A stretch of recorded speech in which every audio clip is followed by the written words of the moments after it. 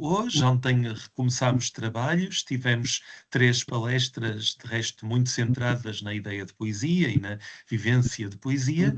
E hoje tenho 3 convidadas comigo, novamente, Daniel Rodrigues, Joana Rego, Rita Costa, que nos vêm falar então de como se pode ou não salvar o mundo ou algo para lá do mundo, enfim, não sei de todo o que vai acontecer, como é costume, uma vez que nem sequer estou a par de títulos, nem resumos. Bom, adiante, mantém-se a regra da aventura.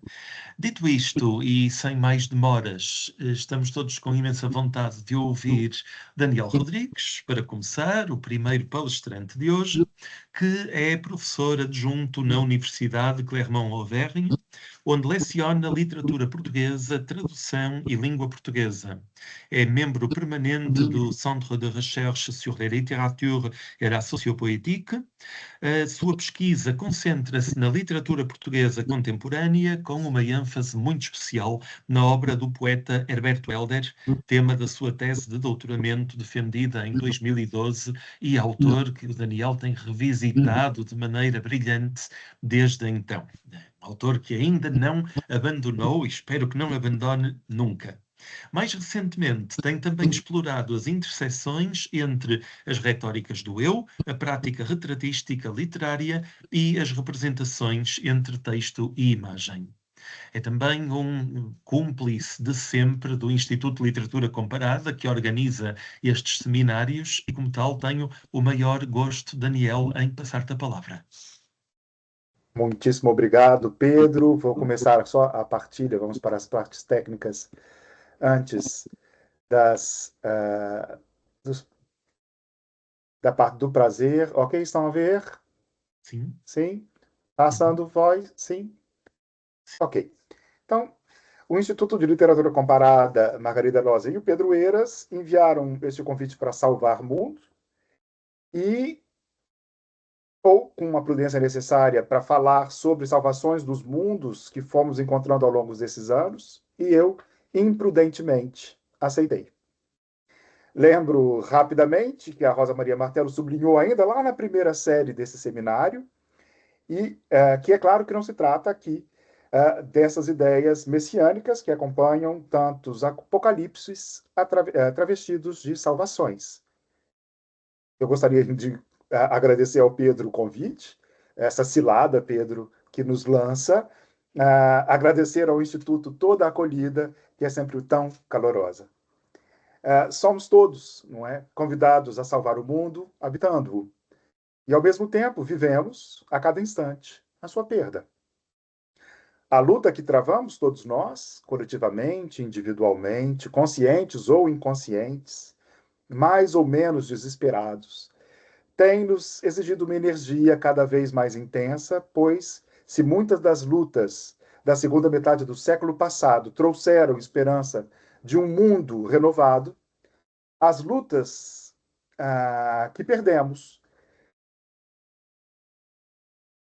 deixaram consequências que nos fazem esquecer as vitórias. O retrocesso dos direitos trabalhistas, direitos civis ameaçados ou desmantelados, guerras, fomes, genocídios, alimentam incessantemente as imagens de hoje. E eu cito aqui, então, como epígrafe do meu texto, um curto poema do Luiz Quintais, e cito apenas a segunda estrofe. Dureza de antecipações, com que o canto mais motivado pela sombra declinará o meu medo desse futuro, onde caminharei só. Esse medo, declinado em sombra, outros artistas e pensadores já o enumeraram. Dilberman lembra, por exemplo, Goya e os seus desastres da guerra, A Besta Hedionda de Bertolt Brecht, ou os monstra psíquico e culturais pensados por Warburg.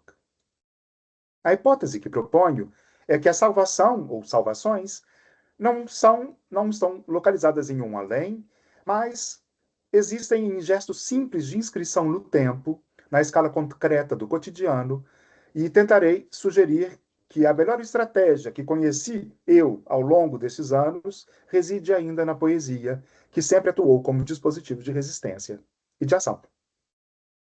Começo assim esse exercício de observação dessas estratégias, de enfrentar esses medos, e para isso gostaria de iniciar pelo fim do romance Os Maias, do Eça de Queiroz.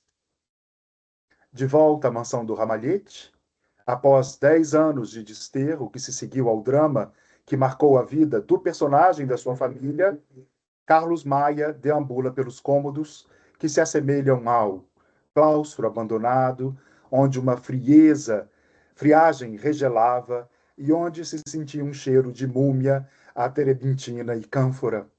Enfim, a descrição é de um campo de ruínas, de um tempo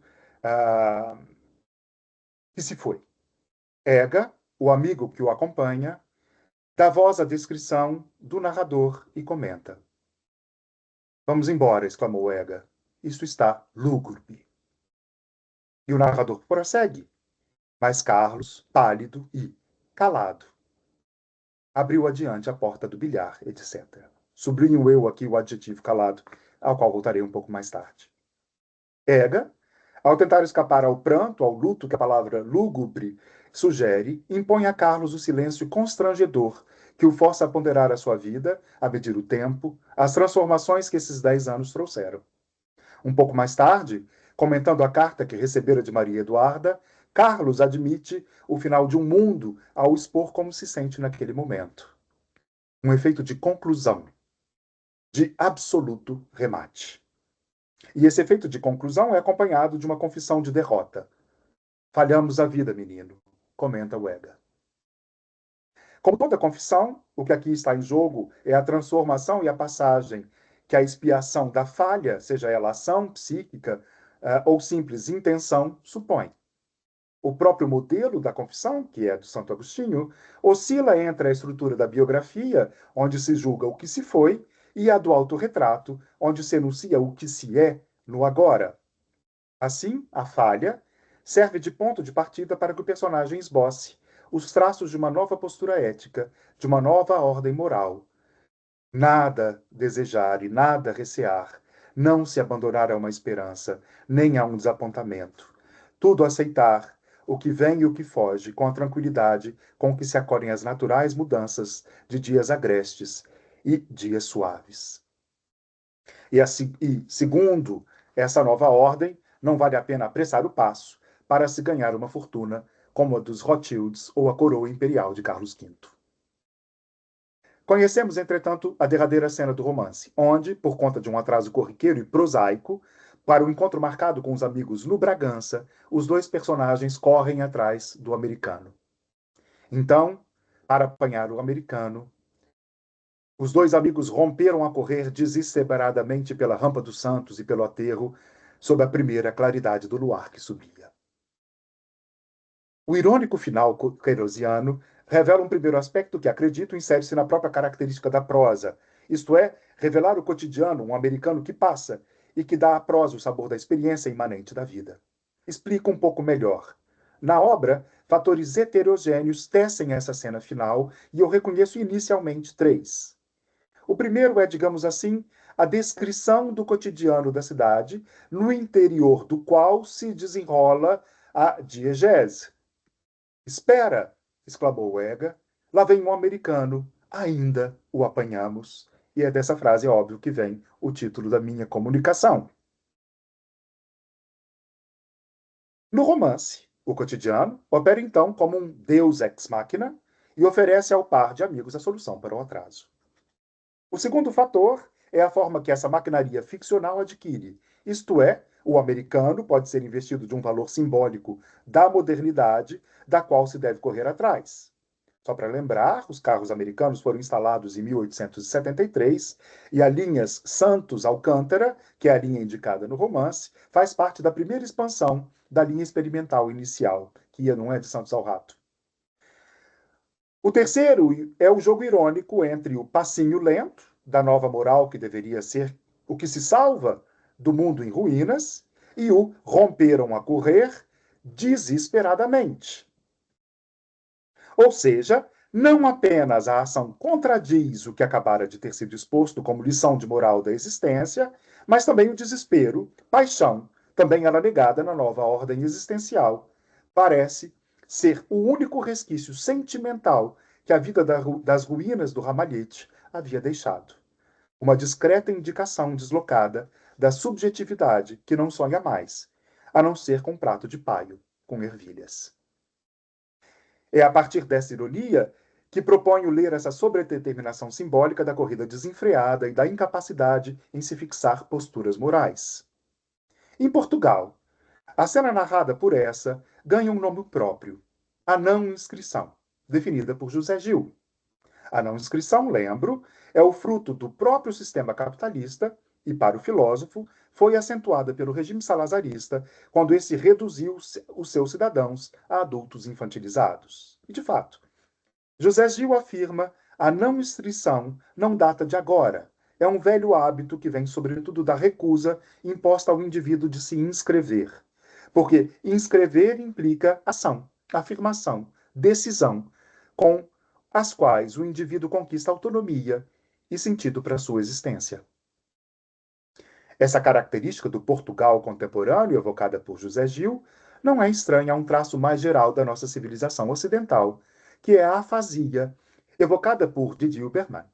No seu mais recente livro, ele lembra que a não-ação é também o resultado do nosso medo face aos monstros desse mundo, que nos impõe uma visão apocalíptica, como se a única maneira de se apreender o tempo atual, e acrescenta: não seria necessário romper esse ciclo de submissão às estratégias econômicas e ideológicas apresentadas como inevitáveis, muitas vezes incompreensíveis, e que a cada dia destroem a nossa vida?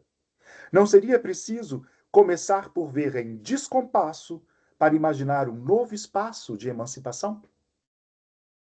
Ao prosseguir na sua demonstração, ele sugere que esse nosso tempo nos causa afasia que neste silêncio incômodo e inquietante, que se instala em uma discussão quando não temos mais o que dizer e que a língua francesa designa pela expressão passou um anjo, existe um intervalo em que podemos vislumbrar outras estratégias de emancipação. Didi Berman imagina com efeito que o passar desse anjo traz, no seu bater de asas, novamente o ar e transforma a discussão.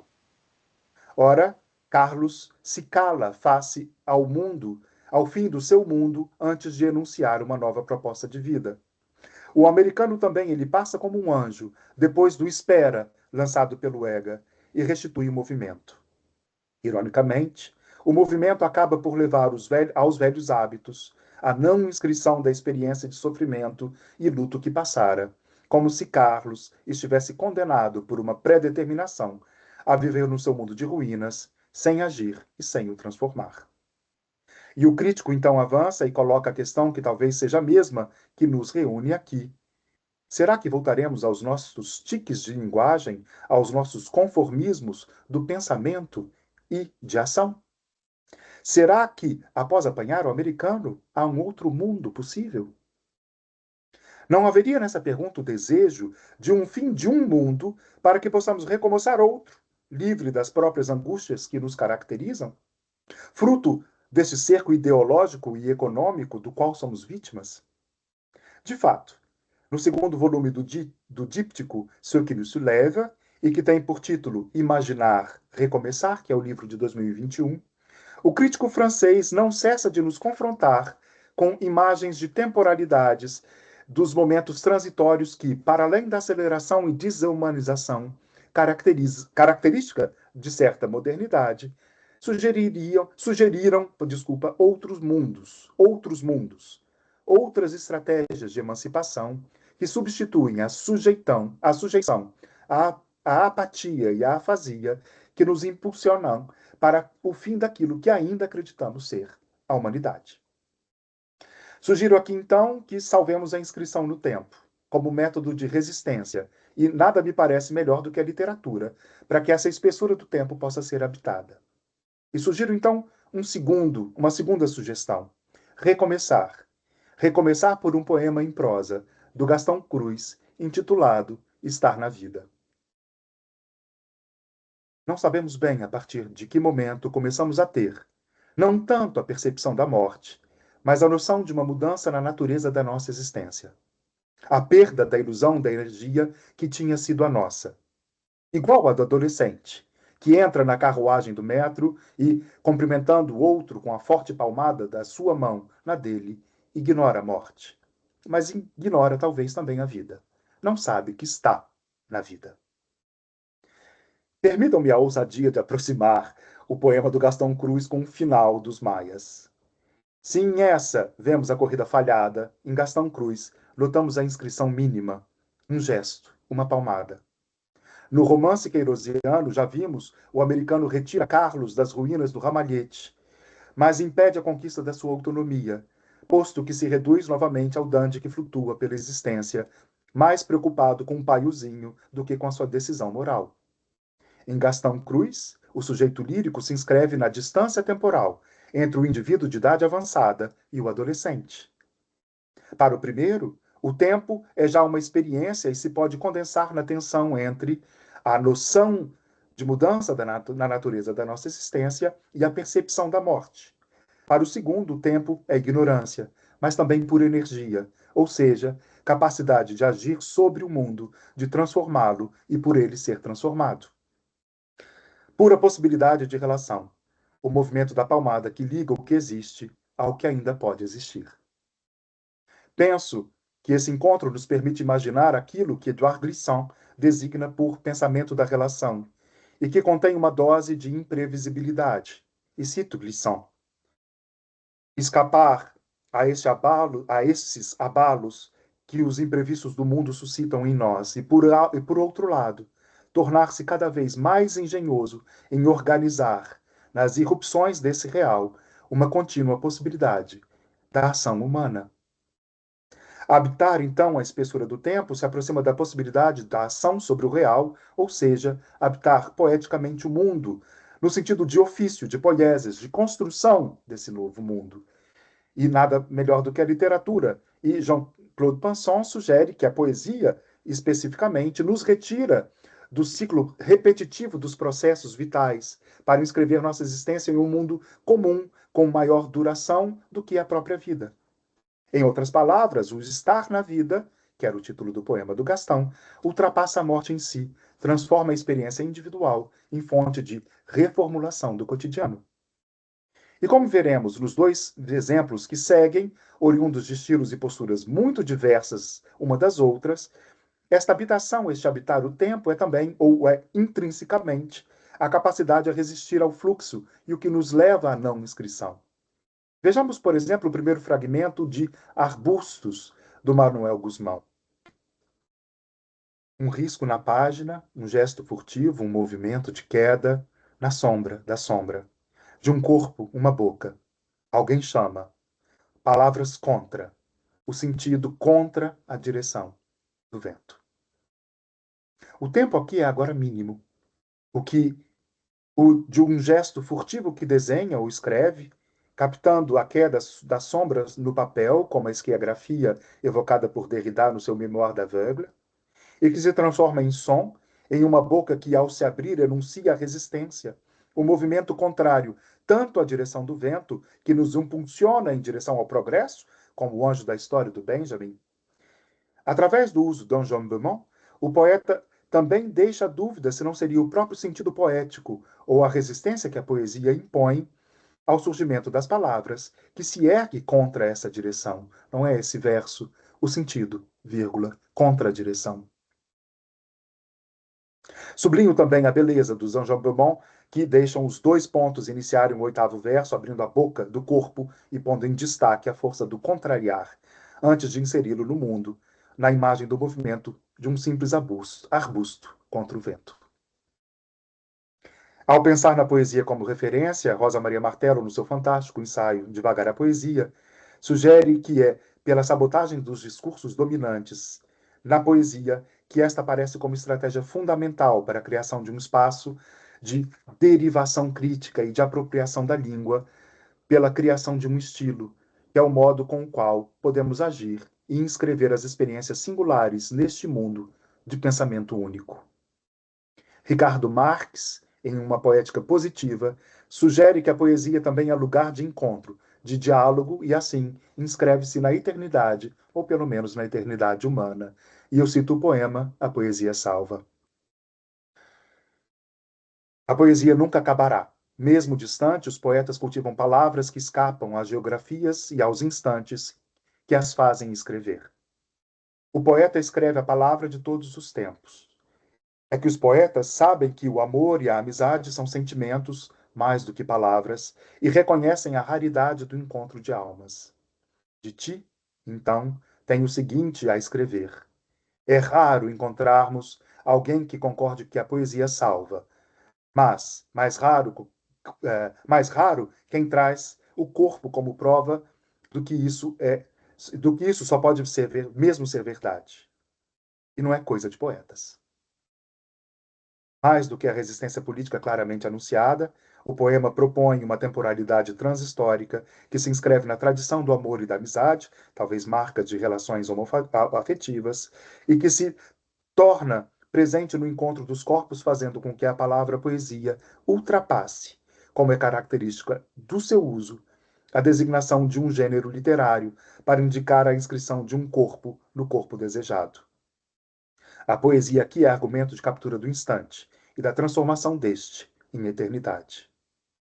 Ainda o apanhamos. Designa, assim, a capacidade de reter um fragmento de sentido no meio deste medo do futuro evocado por Luís Quintais, ou das ruínas deste velho mundo que, apesar de apontarmos seus monstros, ainda desejamos salvar. Apanhamos, enfim, o que resta de humano, o gesto, o vínculo, a palavra que resiste. O que essa mostrava como ironia, espero ler agora como possibilidade, a de agir, a de habitar no tempo, mesmo quando ele nos ultrapassa. Ainda o apanhamos. A frase que encerrava a derrota converte-se, espero, num emblema de persistência poética, porque é nessa tentativa, nesse ainda, que nunca se esgota o que a poesia se escreve e salva. A salvação do mundo talvez seja isso. Notar que no romance Os Maias termina realmente com a presença da lua, sob a primeira claridade do luar que subia, que quase sem que ninguém repare, silenciosamente, devolve ao mundo o seu movimento.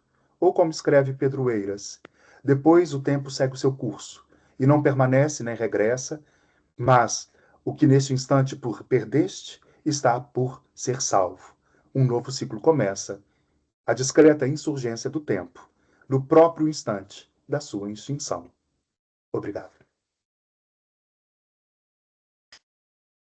Daniel, somos nós que te agradecemos muitíssimo esta explosão de pensamento em tantas frentes e com tantos jogos do português e o universal e o século XIX de Eça de Queiroz e estes autores contemporâneos, eu incluído, já agora. Muito obrigado por tudo isto, obrigado por falares da salvação do mundo, mas também revisitares a ideia de fim do mundo e pelo caminho ainda inaugurares esse plural dos outros mundos. Estou a citar-te e acho que este plural vale ouro.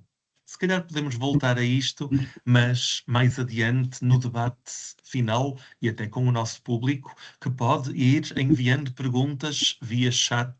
Por favor, sintam-se à vontade para ir colaborando com a conversa. Muito obrigado, Daniel, e vou apresentar de seguida a minha segunda convidada de hoje, Joana Rego, de quem eu pura e simplesmente leio a nota biográfica muito bela que me enviou. Portanto, o que se segue seja ouvido entre aspas. Desde que se lembra, sempre gostou de imagens, depois de palavras, e a partir daí, da relação das imagens com as palavras, ou das palavras com as imagens.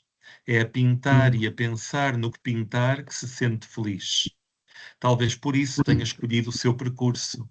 Licenciou-se em pintura pela FBAUP, viajou depois até aos Estados Unidos, onde fez um mestrado em pintura na San Francisco Art Institute, como bolseira da Fundação Calouste Gulbenkian e da Fundação Luso-Americana para o Desenvolvimento. Posteriormente, realizou o seu doutoramento na FBAUP. Atualmente, para além de artista plástica, com inúmeras exposições e obra patente em coleções públicas e privadas, leciona na FBAUP, onde também aprende muito. Fim de citação, e aqui não me atrevi a parafrasear o texto que está exímio. Joana, bem-vinda, passo-te a palavra. Muito obrigada, boa tarde a todas e todos. Queria agradecer o convite feito pelo Pedro Eiras para participar nesta conversa, para tentarmos procurar em conjunto possíveis salvações do mundo. Eu peço desde já desculpa pela minha voz, estive muito constipada, estou a fazer aqui algum esforço para falar em condições. Trago-vos aqui não um texto muito estruturado, mas uma compilação de fragmentos, pensamentos e notas elaboradas e reunidos por uma pintora. Eu vou pedir ao Pedro, então, para partilhar o Keynote, por favor, ou o PowerPoint. Ora, só um segundo, porque por alguma razão acho que eu fechei. Não sei como fiz isto. Permitam-me que reabra. Aqui está. Assim. E agora sim, compartilhar janela. Penso que está. Está, obrigada. A ideia de possível salvação do mundo que vos proponho tem como tema a salvação do mundo através da arte, a pintura. Slide 2. Há quem diga que o mundo precisa de ser salvo, e talvez precise mesmo. Não de um apocalipse súbito, nem de uma catástrofe natural, mas de algo mais silencioso, mais perigoso, o esquecimento da beleza, o adormecimento da sensibilidade, a indiferença diante do que é humano. Como disse Carlos Pellicer, a arte demonstra que não se sofre em vão. A beleza é o fracasso da dor. Vivemos em tempos acelerados. As telas que nos cercam são digitais, frias e instantâneas. O olhar, esse instrumento sagrado de contacto com o mundo, já quase que não se detém. Passamos por imagens como quem passa apressadamente por montras de estabelecimentos comerciais na rua. Vemos, mas não olhamos. Olhamos, mas não sentimos. Como diz Juan Villoro no seu livro Não Sou um Robô, o que é humano hoje em dia? A pergunta que antes interpelava filósofos e teólogos é-nos colocada diariamente pelos computadores. As páginas web solicitam-nos que assinalemos o quadrado contíguo às palavras Não sou um robô. Slide 3. A sociedade, no seu conjunto, sofre de um transtorno de déficit de atenção, que não significa que o interesse tenha desaparecido, mas que se reparte para satisfazer tentações diversificadas. Slide 4. E é justamente aí que a arte, e sobretudo a pintura, reaparece como um respiro, uma redenção, uma possibilidade de salvação. Nestas reflexões, estou a referir-me enquanto pintora ao ato de pintar e também como observadora no ato de contemplar a pintura. Porque pintar e contemplar uma pintura é um ato de resistência. Resistir à pressa, resistir à superficialidade, resistir à ideia de que tudo precisa ter uma utilidade imediata. A pintura poderá ser, assim como a escrita, um processo de autoconhecimento, um momento de pausa. Slide 5. A pintura tem ainda esse poder singular, o poder da pausa. Diante de uma tela, o tempo suspende-se. O espectador deixa de ser um consumidor sôfrego de imagens para se tornar um contemplador. E nesse instante, algo se reordena dentro dele. A contemplação é a forma mais pura de presença. Olhar uma pintura é estar inteiro dentro do que é, sem pressa, sem ruído, sem distração. E o mundo precisa, desesperadamente, reaprender a estar presente. Refletir sobre qual é hoje o papel da pintura. Caleidoscópio de propostas, contentor de tendências, a que chamamos hoje pintura. São tantos os estilos, as heranças, os artistas e os meios que se torna difícil concretizar o estado da questão. Mas a pintura é uma ideia, é uma forma de pensar sobre a própria pintura e a sua possibilidade de apreender o mundo. Estamos continuamente a repensar o seu lugar. Por que pintar? Para quê? Como seguir fazendo-o? Slide 6. Os títulos dos livros publicados sobre pintura, ultimamente, adjetivaram o género com termos que por si só permitem uma radiografia disso a que chamamos pintura. Urgent Painting, The Power of Painting, Vitamina P, Pintura, um desafio permanente, New Perspectives in Painting, I Paint What I Want to See e por aí fora. Através da gramática da pintura, muitos artistas tentam enunciar uma infinidade de relações que interpelam o observador quanto à sua experiência perceptiva e quanto à forma como o seu corpo vive uma determinada realidade. Dizem que a arte não serve para nada, e é justamente por isso que ela serve para tudo. Slide 7. Quando um artista coloca um traço sobre um suporte, ele está a criar um universo inteiro. Está a dizer, eu vejo o mundo e reinvento-o. A pintura é a tradução visível do invisível. O que o pintor sente, sonha, teme ou deseja ganha corpo nas cores, nas formas, nas sombras. Como diz novamente Juan Villoro, os desenhos nas grutas de Altamira revelam há milénios que ao ser humano não basta caçar bisontes, também precisa de os representar. E ao olhar para este mundo criado, o espectador também se transforma. Por alguns instantes, ele vê através dos olhos de outro ser humano, e é nesta troca de olhares que proponho que mora a salvação. A arte atribui significado a um mundo que não o tem. Slide 8. Talvez sempre que olhemos para uma pintura, se avizinhe a ideia de um encontro ou descoberta. Para um pintor, ao pintar e partilhar o seu trabalho, talvez pretenda provocar uma experiência de tudo aquilo que se possa interpor entre a potência da obra e a livre resposta do observador. O observador, munido de um corpo e de uma memória, dispõe-se a encontrar a obra. Slide 9. A pintura como lugar onde poderemos saber ver na escuridão. Não será uma parte tão importante do nosso ver tudo aquilo que não vemos? Os olhos são um instrumento privilegiado da visão, mas a visão é mais abrangente do que isso. Slide 10. Saber imaginar para além das imagens, incessante transformação e renovação do que vemos. Uma pintura constrói imagens que incitam à imaginação. Talvez não seja tão importante aqui tornar uma imagem presente, mas sim tornar presentes as condições que possam permitir o surgimento de uma imagem. Slide 11. É mais importante aqui a experiência perceptiva do que propriamente o resultado. Saber pensar para além dos conceitos. Fundamental refletir sobre o modo como pensamos o mundo visível. Talvez poderemos adaptar a frase de Borges quando este diz somos os livros que nos tornaram melhores a somos as pinturas que nos tornaram melhores. Frase esta que reflete, obviamente, que o efeito da leitura e nesta apropriação o da pintura não será imediato, automático. É preciso querer melhorar através delas.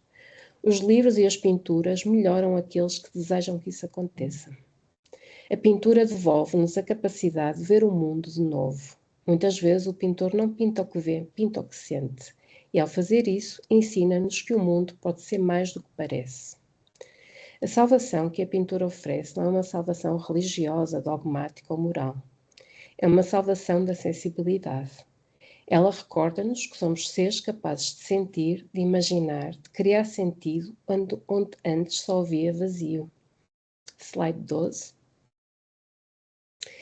Quando, por exemplo, olhamos para uma pintura de Frida Kahlo, não estamos apenas a ver um autorretrato. Estamos a ser convidados a partilhar a dor, a força, o amor, o sangue e a natureza de uma mulher que transformou o sofrimento em beleza.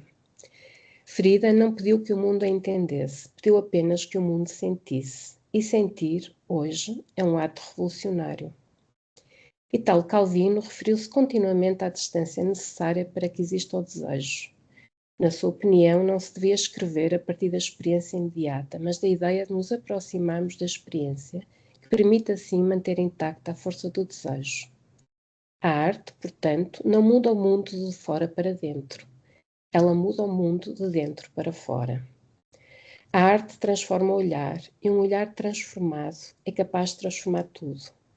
Quando alguém vê uma pintura e sente algo que não sabia nomear, algo desperta. Talvez a pintura não salve o planeta da destruição, nem acabe com as guerras, nem cura as desigualdades, mas ela salva-nos do embrutecimento.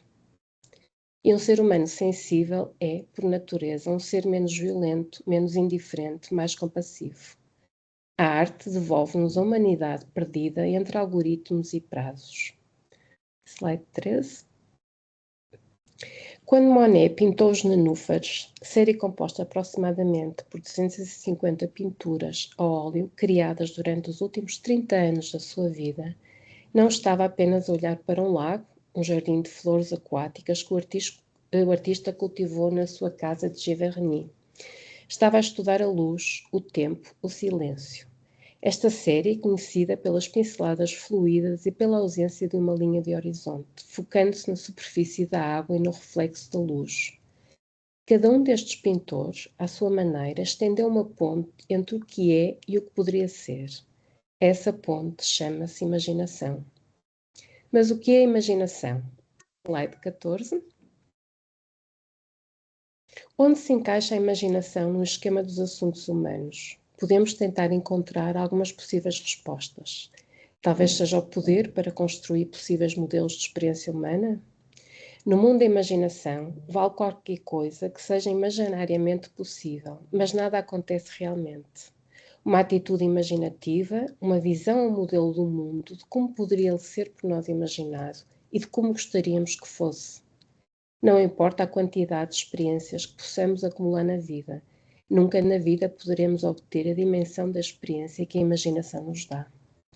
A arte, segundo Platão, é um sonho para mentes despertas, uma obra de imaginação retirada da vida de todos os dias, dominada pelas mesmas forças que dominavam o sonho e que, no entanto, nos dá uma perspectiva e uma dimensão da realidade que não obtemos com nenhuma outra abordagem da realidade.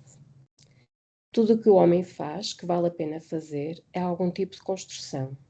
E a imaginação é o poder construtivo da mente, deixado livre para trabalhar em pura construção. Na construção por si só. As construções da imaginação dizem-nos coisas sobre a vida humana que não obtemos de nenhuma outra forma.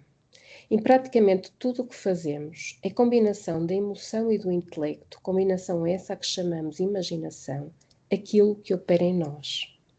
A tarefa fundamental da imaginação, na vida do dia a dia, é, portanto, produzir fora da sociedade em que temos de viver, uma visão da sociedade em que queremos viver. A imaginação é o primeiro passo para qualquer salvação.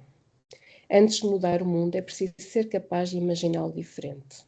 E o pintor faz exatamente isso. Ele imagina e, ao imaginar, convida-nos a querer. O quadro é uma promessa de que ainda há beleza, de que ainda há beleza, de que ainda há sentido, de que ainda há cor, mesmo no meio da dor. Slide 15. Quando o mundo parece ruir, quando as notícias se tornam insuportáveis, quando o futuro parece incerto, é à arte que voltamos. Voltamos aos museus, abrimos livros de pintura, procuramos imagens antigas ou mais recentes, como quem procura abrigo. Precisamos de contactos imaginários com o passado para tolerarmos os engenhos do presente.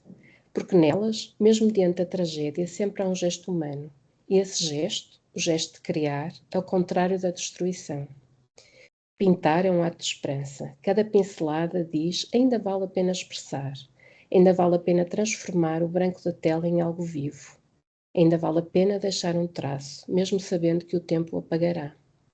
E é nesse movimento de criar, apesar de tudo, que a arte nos redime. Ela ensina-nos a continuar a acreditar na possibilidade do belo. A pintura não precisa salvar o mundo inteiro. Basta que salve um olhar. E se cada olhar salve, é um coração que desperta, então o mundo já começou a mudar. Slide 16. A salvação do mundo pela arte não será um grande acontecimento. Será silenciosa, íntima, cotidiana. Acontecerá todas as vezes que alguém se emocionar diante de, por exemplo, uma cor. Slide 10. Todas as vezes que uma criança desenhar o que sonha. Todas as vezes que um pintor, em algum ateliê esquecido, decidir que a beleza ainda importa. A pintura, que habita no campo da cultura, é tão vasta que nos permite desejar sempre mais alguma coisa. Além disso, a erudição serve para aperfeiçoar a ignorância. A verdade, já se sabe, não é a abundância de cultura que garante uma conduta ética, mas o aproveitamento que se faz dela. Parar para pensar. A pintura serve também para estabelecermos conexões com as diversas disciplinas e, sobretudo, para nos apercebermos daquilo que falta. Slide 18.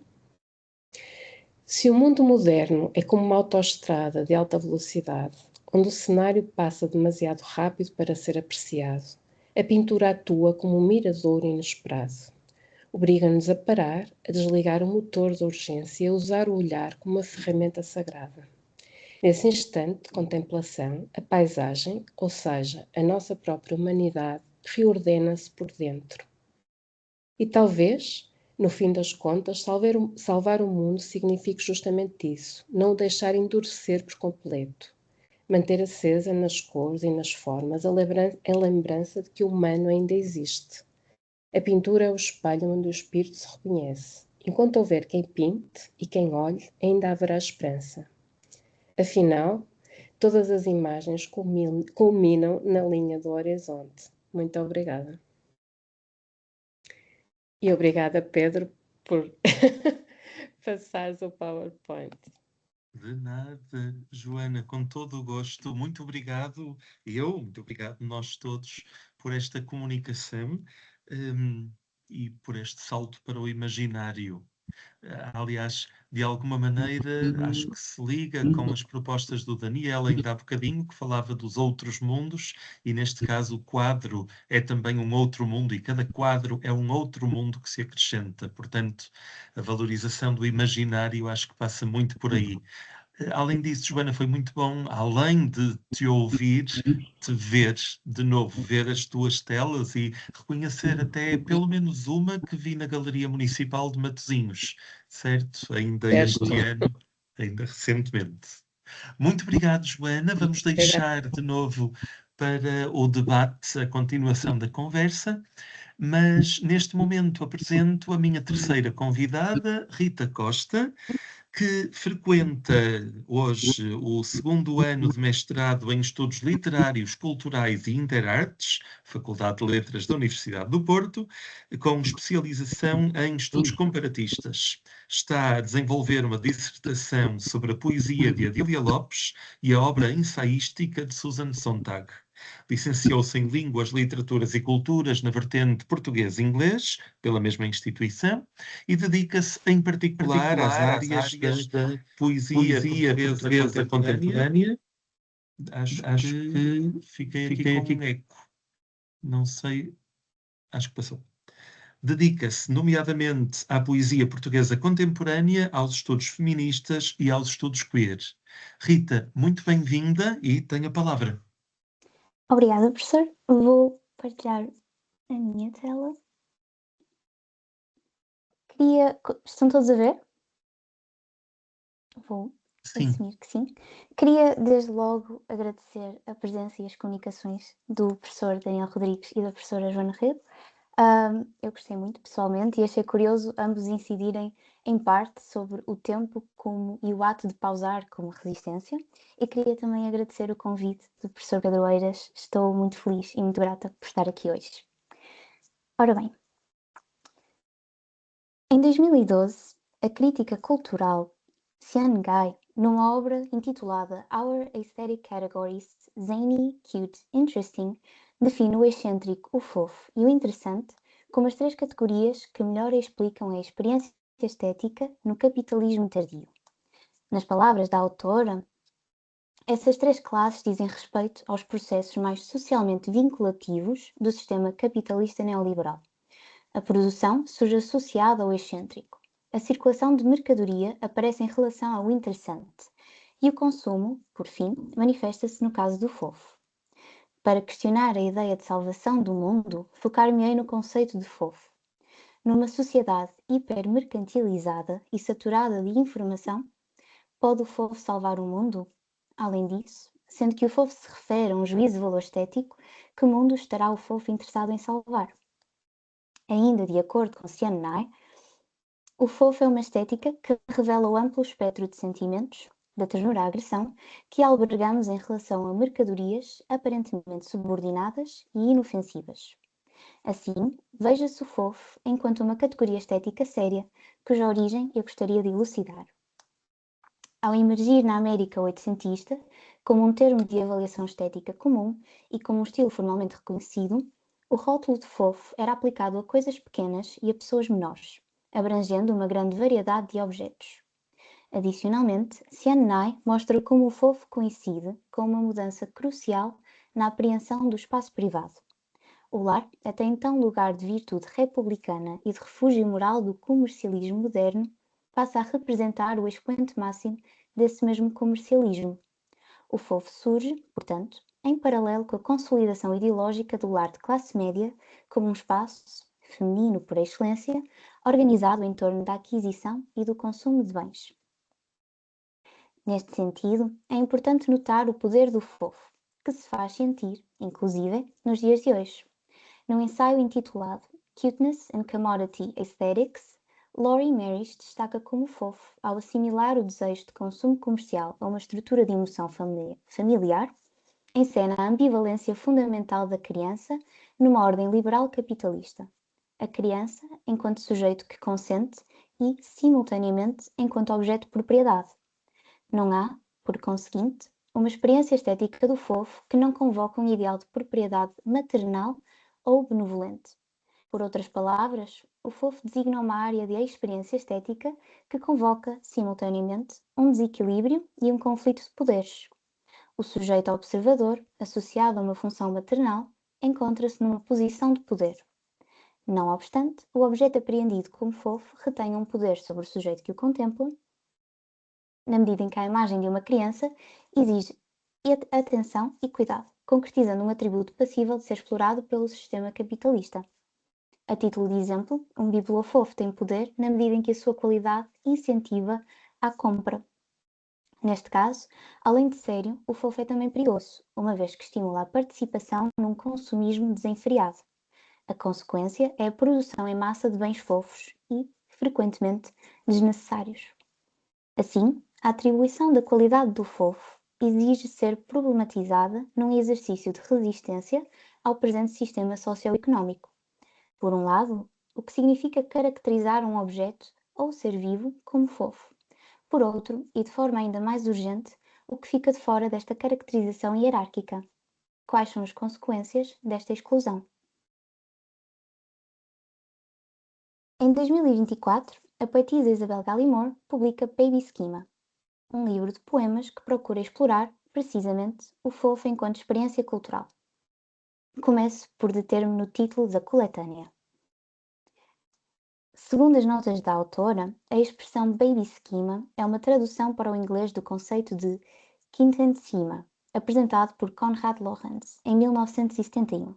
Segundo Lorenz, Kindheitsschema refere-se a um conjunto de características físicas infantis que transmitem uma aparência de vulnerabilidade e estimulam comportamentos de cuidado. Olhos e testas grandes, bem como um queixo recuado, são alguns dos traços apontados pelo etólogo austríaco. Por meio de uma programação biológica, assegura-se assim que seres humanos adultos cuidem de outros seres humanos após o nascimento e durante toda a infância. O propósito final é a sobrevivência, ou talvez salvação, da espécie humana. Desta forma, o conceito de baby schema alicerça o fofo num plano biológico. O ser humano tem uma predisposição, consequente de um processo evolutivo, para o reconhecimento e a proteção daquilo que apreende como fofo. Dando ao livro o título de Baby Schema, uma definição vinda da etologia, Isabel Gallimore denuncia a cultura do fofo. Neste sentido, vou ler um excerto do poema The Pitch. Because rhinos haven't adopted the small muscle responsible for puppy dog eyes, the species goes bankrupt. Its regional stores close down. How are we to survive this difficult climate of you being so very interested in me? The body is an amazing thing, instinctively rebranding itself to keep, if not increase, your investment. A bear became a toy bear, later a cartoon of the toy. It's key to discover a need nobody knows that they have. Ora, a primeira estrofe do poema instaura um tom apocalíptico que antevê a extinção, ou falência, dos rinocerontes como espécie. Através dos dados disponibilizados pela Fundação Internacional de Rinoceronte, sabemos que a caça furtiva organizada e a perda de habitat natural decorrente das alterações climáticas são duas das principais ameaças às populações de rinocerontes que ainda perduram. Ou seja, a ação humana ameaça, direta ou indiretamente, a existência dos rinocerontes e do seu mundo. Neste seguimento, Isabel Gallimore avança uma explicação para a crueldade humana. Os rinocerontes não têm olhos de cachorrinho, isto é, não são vistos como animais fofos e, portanto, não são considerados dignos de proteção e carinho. Este enunciado denuncia a humanidade e as suas hierarquias de valor estético. Além disso, Gallimore argumenta que a ausência de fofo provoca desinteresse. Não fosse a violência dirigida contra os rinocerontes já suficientemente destrutiva, também a inação humana surge como um fator a considerar. Embora aqui se refira a um objeto amoroso pautado pela indiferença, quando a voz poética questiona "How are we to survive this difficult climate of you being so very uninterested in me?", a acusação relativa à extinção dos rinocerontes é evidente, uma vez que este animal não corresponde a um parâmetro de fofura e, portanto, de beleza, não há interesse em salvá-lo. Conforme alerta a organização não governamental Trade in Wild Species, o trabalho de conservação dos rinocerontes não angaria tanto apoio quanto o necessário. Em contrapartida, animais consensualmente tidos como fofos, como é o caso do panda, conquistam maior atenção mediática e financeira, que se revê nas estruturas de conservação das espécies. Por fim, gostaria de sublinhar a linguagem do ramo económico utilizada no poema por Isabel Gallimore, a qual descreve um mundo de investimentos e de progressiva mercantilização. Relembro o passo: "The bear became a toy bear, later a cartoon of the toy." Curiosamente, o panda já invocado é uma espécie de urso. Para o sistema capitalista neoliberal, é necessário descobrir, de forma contínua, novas formas de apelar ao consumo de bens. E o fofo é passível de ser consumido. Reiterando Nye, o fofo apela a um desejo de domínio e de proximidade, ou seja, surge como a mercadoria ideal. Sendo assim, por que motivo inventamos um modelo de salvação tão restrito? Até que ponto nos interessa apenas a salvação daquilo que é comercializável? E, acima de tudo, como podemos contrariar o problema que Isabel Gallimore diagnostica?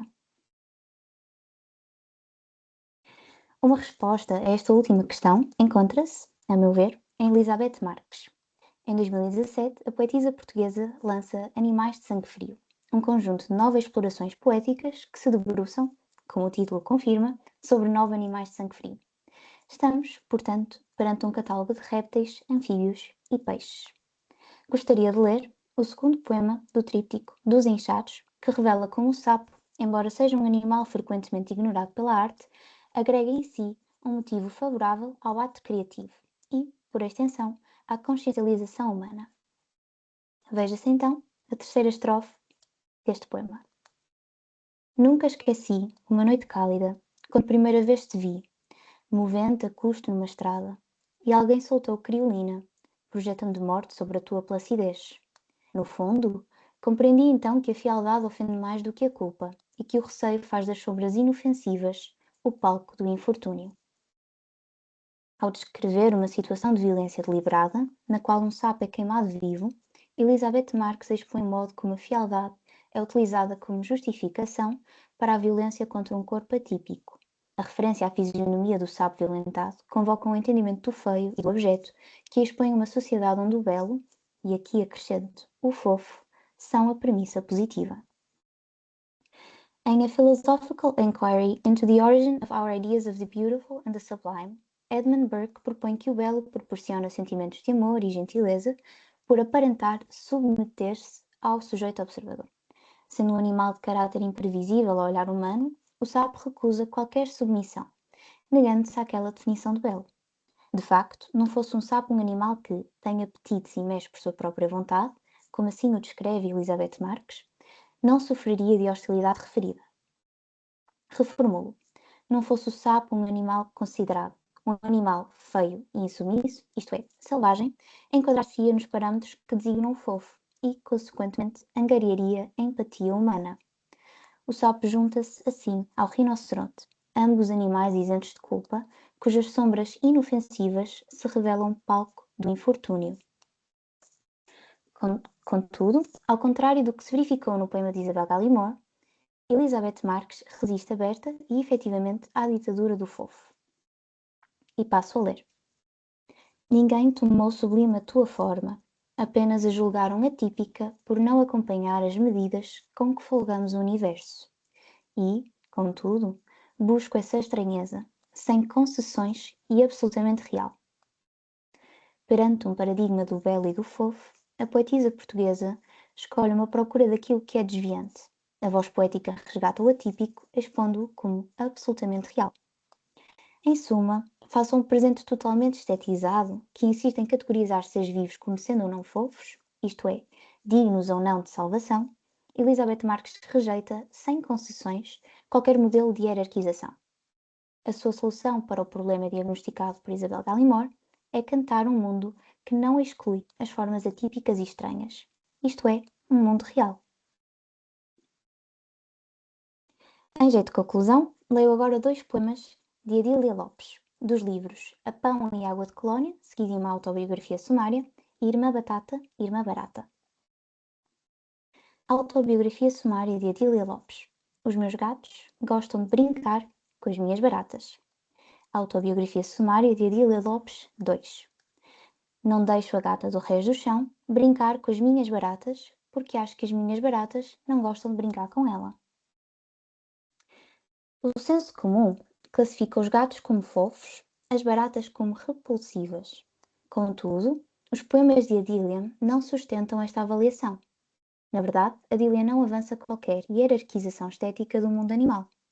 Para a poetisa, não interessa a divisão entre o animal fofo e o não fofo, mas entre o animal que é seu e o que não é seu, ou, neste caso, o animal do Reis do Chão. Estamos, portanto, perante uma divisão, hierárquica até certo ponto, que enfatiza a convivência com o objeto contemplado, convivência que se traduz num sentimento de posse.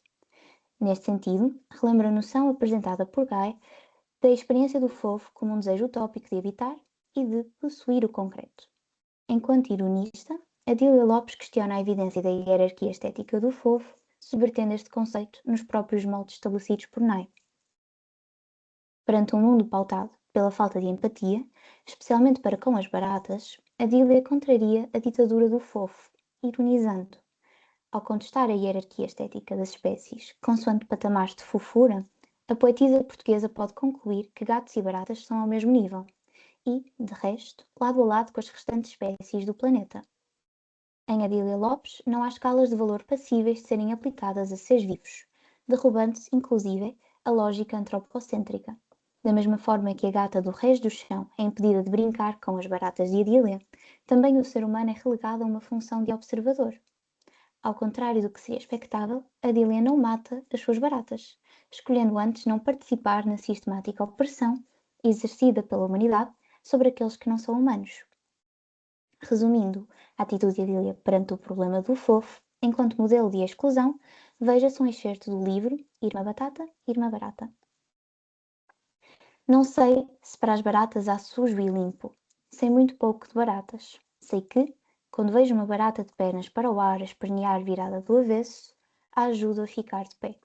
A barata não está habituada a ser ajudada. Ao invés de procurar formas atípicas, à semelhança de Elizabeth Marques, Adília segue um modelo de caridade que se evidencia no vozear do mundo em que vivemos, na sua crueldade e na sua falta de caridade, o que se manifesta, neste caso, com as baratas. A poetisa portuguesa sabe, então, que não precisa de defender os seus gatos da ditadura do fofo. Os gatos já estão a salvo. Resta agora salvar as baratas. Em suma, Isabel Gallimore, Elizabeth Marques e Adília Lopes problematizam o fofo enquanto modelo de salvação do mundo. As poetisas reconhecem esta categoria estética como perpetuadora de um sistema de hierarquização que a exclui e se vê, portanto, inadequado para uma salvação que se quer para todos. Ainda que apresentem soluções diferentes, é notória a necessidade de desapossar o fofo e de derrubar a sua ditadura num presente totalmente estetizado. No fundo, apela-se a um movimento de salvação, por meio da empatia, que inclua não só gatinhos e cachorrinhos, mas também rinocerontes, sapos e baratas. E terminei. Muito obrigado, Rita, por esta apresentação, e é absolutamente fantástico. Estamos há 6 anos a tratar da questão da salvação do mundo, cada ano com 4 conferências, cada conferência com 3 palestrantes, e ainda nunca ninguém se tinha atrevido a trabalhar a questão dos, vou citá-la, patamares de fofura. Mas, de repente, é bem verdade, dá muito que pensar, a maneira como rotulamos o mundo, como fofo ou não fofo, e como salvamos os primeiros enquanto renegamos os segundos. Portanto, é todo um universo de trabalho. Muito obrigado, e muito obrigado também pelos poetas, ou melhor, poetisas, que convocou, sendo que a Dília Lopes, isto se calhar até já é uma pergunta, não sei, a Dília Lopes é uma das autoras que mais tem aparecido aqui. Sim. Nestes seminários da salvação ao longo dos anos, e de repente este ano volta a acontecer. Se calhar, Rita, até já lhe deixo esta pergunta: porquê Adília? O que é que há em Adília de tão atraente? Não é a única autora repetida, claro, mas o que é que há em Adília que dialoga tão bem, tão depressa, tão frutíferamente com a ideia de salvação do mundo? Porque avançar por aí.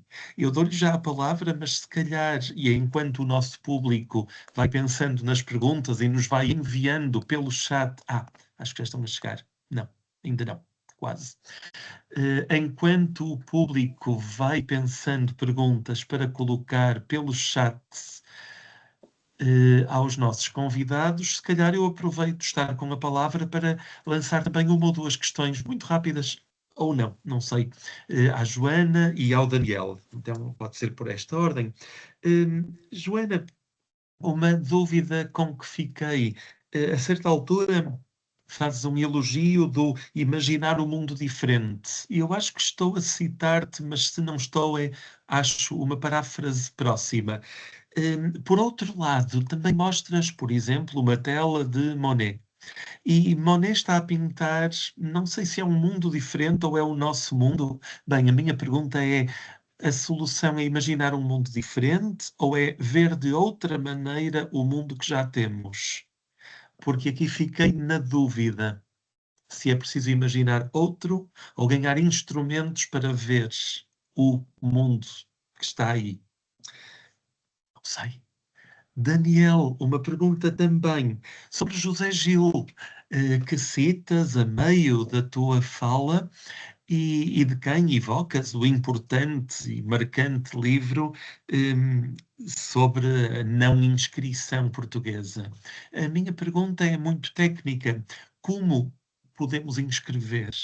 Sendo que o livro do José Gil é de 2010, se bem me lembro.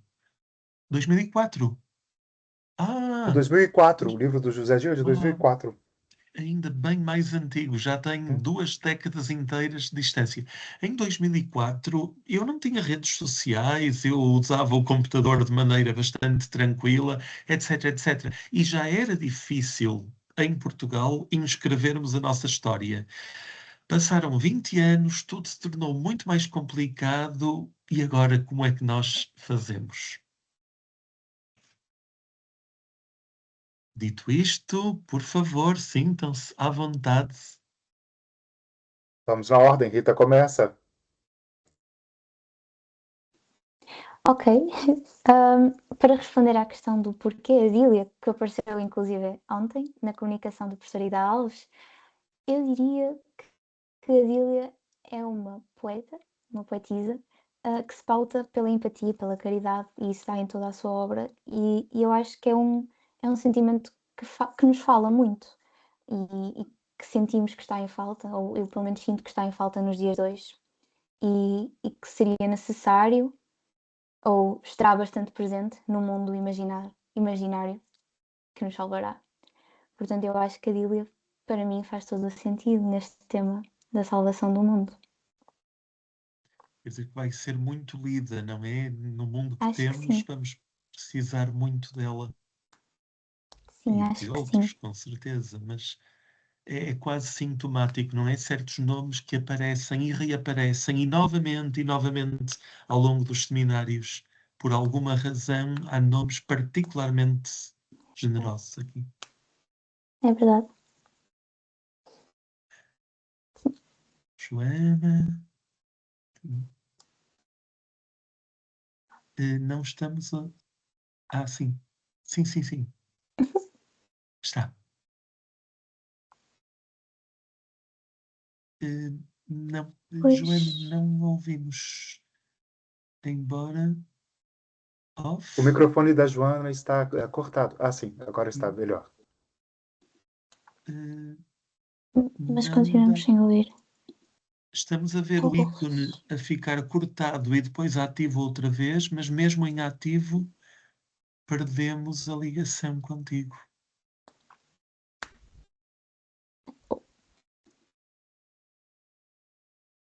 Nada, não, não. É estranho porque funcionou muito bem até aqui. Não sei se no meu computador é o F8 que liga e desliga. Não sei se puseste algum plug de headphone que às vezes atrapalha. E acho que a minha ciência acabou com este comentário. Não dá mesmo. Joana, se não houver alternativa, talvez queiras sair e voltar a entrar, a ver se resulta. Os computadores têm esta pequena magia de insistir. Sim, Vou e respondendo então, enquanto a Joana vai e volta.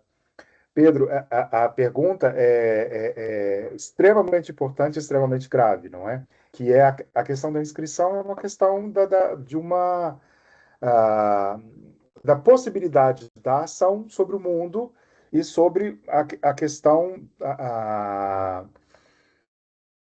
de agir dentro de um presente marcado historicamente, não é? Não é apenas agir por agir, é agir dentro de um presente marcado historicamente. Isso quer dizer, querendo ou não, se eu entendo bem o José Gil, há uma lição da história que nós devemos aprender para agir corretamente ou agir se inscrevendo no mundo de maneira coerente, digamos assim. Não, enfim, penso não simplificar demais a ideia do José Gil. Primeiro ponto. Eu acredito que José Gil é um pouco malzinho demais com Portugal.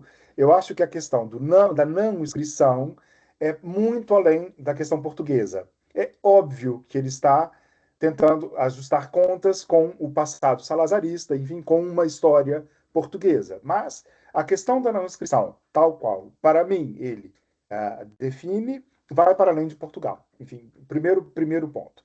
O segundo ponto é como a gente pode se inscrever hoje com toda essa nova volatilidade, ou enfim, espaços de não inscrição que não foram propostos. Primeira resposta, onde nós estamos agora.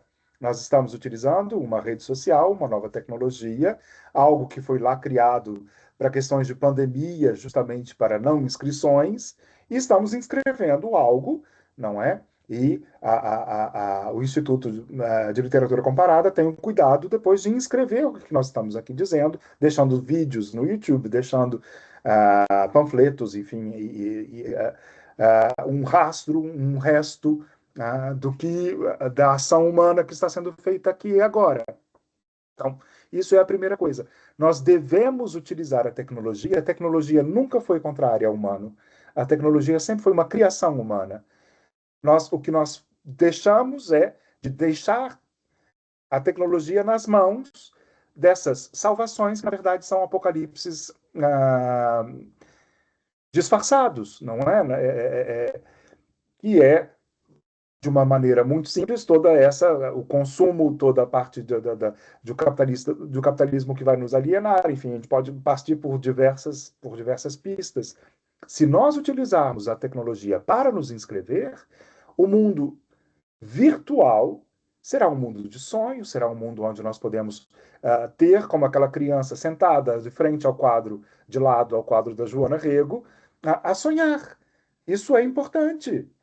que é importante nós termos espaços virtuais. É óbvio que é ótimo eles serem materiais, que eles tenham materialidade, mas se eles forem simplesmente virtuais, porque a materialidade da tecnologia nos permite, que fantástico, não é? O que nós temos que fazer é produzir inscrições nesses espaços, porque nós estamos deixando eles soltos com espaços dos outros.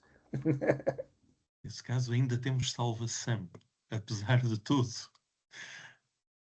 Desculpem, eu tenho só de espreitar a ver se a Joana conseguiu voltar. Sim, penso que a Joana está a algures, mas eu não consigo ver o quadradinho ou o retângulozinho. Sim, consigo. Joana, não. Oh, que maçada. Só lendo nos teus lábios, mas não conseguimos ouvir absolutamente nada. Bom, Joana, tentas de novo? E agora, já está? Sim, Ah, sim. a sério, Deu. eu ainda tenho que fazer um estágio com o Teams. Eu não entendo. Pedro, eu creio que ainda me lembro da questão. Eu ontem estive a assistir e eu vi falar muito das possibilidades, não é? Em vez da salvação, possibilidades, também ouvi falar muito de afeto e o que é isto da pausa. E hoje também se tornou a falar. Eu creio que eu trouxe a pintura de uma maneira um pouco mais romântica. E o que é esta possibilidade de colocar o observador a pensar? Não só quem faz a pintura, enquanto pintora, é o prazer que me dá é o poder pensar e, claro, que criar um mundo melhor dentro do facto de proporcionar esta pausa para a contemplação ou oferecer de alguma maneira essa possibilidade ao observador de fazer uma pausa na contemplação e poder pensar, já penso que será uma altura para deixar de pensar neste mundo horrível em que podemos estar a viver e criar esta possibilidade de um mundo melhor. Claro que tem muito a ver com a bagagem que já carregamos, tem muito a ver com aquilo que nós já sabemos ou até a nossa curiosidade em querer conhecer mais. Mas eu penso que são estas duas possibilidades de poder já ver o mundo com outros olhos ou fazer esse esforço na tal imaginação de que eu falei. Uhum.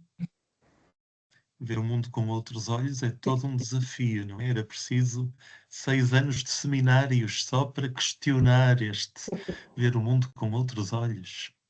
É Como daquelas se faz 3 isto? frases, daquelas 3 pinturas, é saber imaginar para além das imagens, saber pensar para além dos conceitos e saber ver na escuridão. Eu acho que acaba por resumir aquilo que eu pretendo, o que eu gostaria ao partilhar o que faço, as minhas pinturas, que o observador conseguisse ter essas experiências.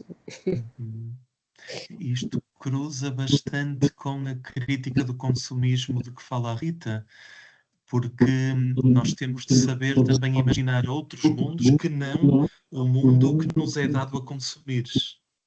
Portanto, o exercício de procurar outra imagem é também um exercício crítico do mercado que nos cerca e que nos embriaga, enfim, nos intoxica, etc. Quer dizer, Susan Sontag, que a Rita trabalha também, fala muito de uma ecologia das imagens. E tu, Joana, estás a pensar a ideia de pensar outras, criar outras imagens alternativas. E o Daniel fala de outros mundos. Portanto, este outro que não aquilo que nos é dado de bandeja e até metido dentro dos olhos agressivamente, acho que é algo que permite cruzar os 3 textos. Há algo que me chamou a atenção também das nossas 3 comunicações, não sei se vocês estão de acordo, que é a questão deste outro mundo existir em espaços mínimos, não é? Em, em gestos mínimos, em tudo que é quase que fortuito e que apenas a arte consegue dar um foco e uma valorização daquilo que é pequeno. o fofo aqui como coisas pequenas, contrário ao rinoceronte, não é? Mas, ao mesmo tempo, só uma palmada da mão, não é? Entre dois adolescentes desencadeia no poema do Gastão Cruz um dos textos mais bonitos a se ler quando se faz 50 anos, não é? Assim, uma coisa fantástica, assim. Então, tem essa ideia do mínimo, não sei o que vocês acham, me parece realmente muito importante também, não apenas como salvação, digamos assim, mas como porta de entrada para outros mundos, digamos assim, não é? O mínimo como porta de entrada para algo que a saturação de imagens que nós temos, talvez do comercial, talvez das visões apocalípticas que o mundo nos impõe, nos convida a não ver, reparar este ato artístico de reparar naquilo que está diante dos nossos olhos, mas deveria ser invisível, eu acho de uma resistência enorme. Salvar o nenúfar, salvar a barata, salvar o pequeno, salvar o gesto do adolescente. Eu aproveito também, não quero interromper ninguém, mas ia aproveitar o chat onde Ana Cristina Joaquim nos saúda e manda os parabéns aos conferencistas, mas logo a seguir tenho, já aqui há um tempo, um comentário de Helena Carvalho. Boa noite a todos, estou a citar. Quando o professor Daniel citou Didi Bergman, parênteses, será que voltaremos aos nossos tiques de linguagem, ao conformismo? Ponto de interrogação. Lembrei-me da noção de eterno retorno, tal como pensada por Deleuze. Segundo o filósofo, o que retorna não é o mesmo, mas o próprio devir. Ou seja, o que se repete não é o mesmo, mas o devir ele mesmo, a passagem contínua do mesmo ao outro. Esta perspectiva terá consequências na noção de salvação, talvez por nos mostrar que, mesmo que os apocalipses ou ameaças não sejam os mesmos, estamos condenados a uma eterna dialética apocalipse-salvação, a um círculo que, assumindo diferentes formas, não tem escapatória. Gostaria de saber se isto faz sentido para o professor Daniel no âmbito da sua leitura de Os Maias ou numa perspectiva mais ampla.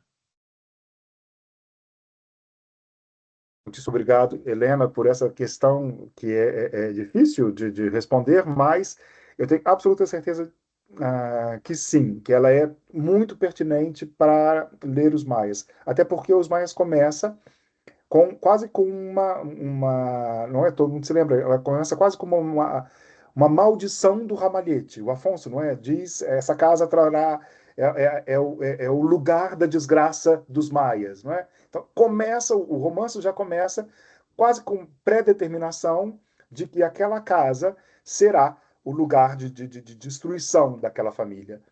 E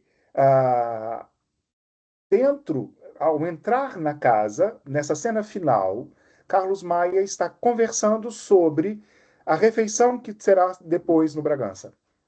Ele está a conversar sobre o depois.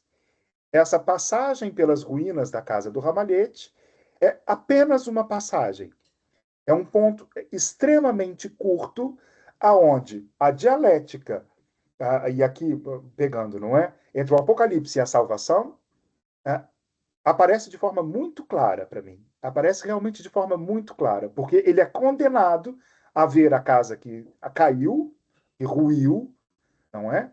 E ao mesmo tempo ter a esperança de uma nova moral, de uma nova ética, que seria aquela placidez aristocrática e capitalista, enfim, onde ele vai flutuar no mundo simplesmente. Mas é só uma passagem. Logo depois, ao sair da casa, ele já volta a ser o Carlos Maia que a gente tinha lido durante o romance inteiro, não é? Isso quer dizer a pensar, oh meu Deus, estou atrasado, os gestos mais cotidianos e corriqueiros que pode se estar, mas tem algo que é fantástico, não é? Nessa transformação do final, que é deixar a tipóia. Eles perdem a tipóia, não há tipóias disponíveis, então toda aquela que era tradição, que era o passado, que era a glória, ele vai pegar um carro público, um serviço público. O mundo mudou. não é? E eu acho que o Eça de Queiroz é fantástico, simplesmente pelo fato deles perderem a tipóia e eles correrem atrás de um americano, o mundo do Portugal, daquela história dos maias já mudou. Apenas na história dos transportes, não é? Eu queria, quando eu comecei, quando o Pedro convidou a fazer a conferência, a participar da salvação do mundo, a gente salva mundos o tempo inteiro, não é? Mas, enfim, dessa salvação que é tão prazerosa, eu fiquei pensando, veio direto essa cena dos maias, simplesmente pela frase, não é que ele diz? Isso aqui é a conclusão, o remate final, enfim, o remate absoluto que ele cita. Essa cena veio, a primeira coisa que veio. E aí depois veio e falou assim, então vamos fazer uma pesquisa sobre meios de transporte. E aí veio o Gastão, enfim, tem outro poema do Pedro no Paraíso, onde a menina, que eu fiquei com muita vontade de pôr, a menina vê de fora do metro, ela está dentro do metro e ela vê fora, enfim, etc. Eu falei, os meios de transporte aqui vão ser uma linha de guia. Mas o meio de transporte no Eça de Queiroz é extremamente importante para a gente entender que o mundo mudou, apesar daquele personagem continuar não escrito nessa mudança, não é? Mas a dialética apocalipse e salvação só existe naquela errança curta, vazia, dele passear pela casa. Depois ele volta a ser a pessoa que flutua no mundo, não é?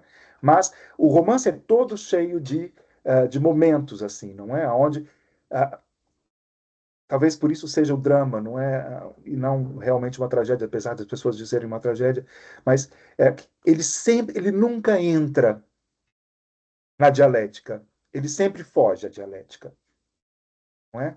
E talvez seja essa a não inscrição, e talvez seja essa o problema que o José Gil nos põe, não é? E que ele nos alerta. Se a gente entrasse na dialética, se a gente aceitasse que o mundo pode acabar, pode recomeçar, por exemplo, na questão do Dilberman, tem isso, não é? Que é pensar novos mundos é de alguma forma desejar o fim do outro, não é? Você desejar o fim do outro. Mas ao mesmo tempo, o fim do outro, o novo mundo reside no outro. Então a gente fica sempre, não é? Né? Eu preciso salvar algo do Apocalipse, né? Mas que é também já ainda uma parte do próximo Apocalipse, queremos assim, se a gente vai nessas sequências dialéticas. Não sei, Helena, se respondi o que queria. Enfim, mas enfim, a pergunta me levou para outros caminhos que eu vou ter que ler novamente o texto do Deleuze e para reler o final dos Maias. Eu acho que esse final dos Maias merece uma tese de 700 páginas. Do mesmo tamanho do romance, um outro volume para comentar, sem dúvida. E, Daniel, totalmente de acordo pela minha parte quanto a Carlos, que é um turista, não é? Ele, na sua própria vida, é um turista que abre um consultório médico, não exerce, vai viajar, fica na mesma, atravessa um incesto, tanto faz, pronto. Lá está. Não inscreve nada. Passa pelas coisas, mas nada se tatua nele próprio.